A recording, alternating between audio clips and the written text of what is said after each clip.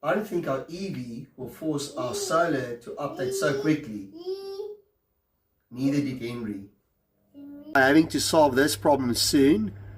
So definitely creating some problems for myself here if I continue doing it this way.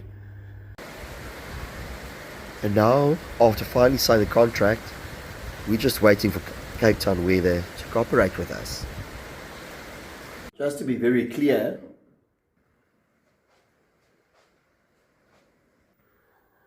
that our current solar system does really work well. But adding an EV changed the demands completely. So adding our Atto 3 made a big difference on our demands. So definitely creating some problems for myself here if I continue doing it this way. Yes, so I'm having to solve this problem sooner rather than later.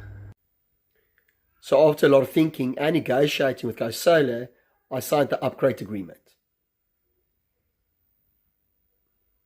In the contract, we are upgrading from an 8 kilowatt to a 12 kilowatt inverter.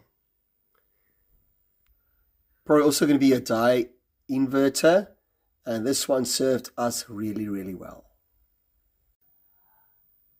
We are also adding another battery. Again, these ones served us really well.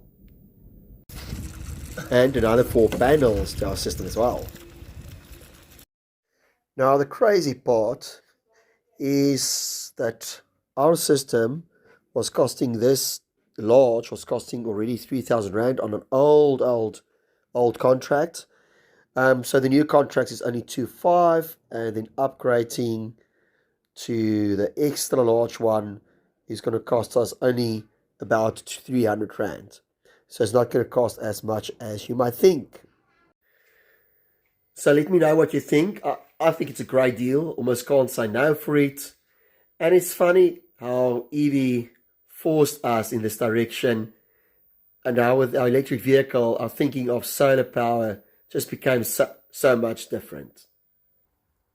With all our gadgets and things, the current system just putting too much strain on our existing system, and we definitely need to upgrade.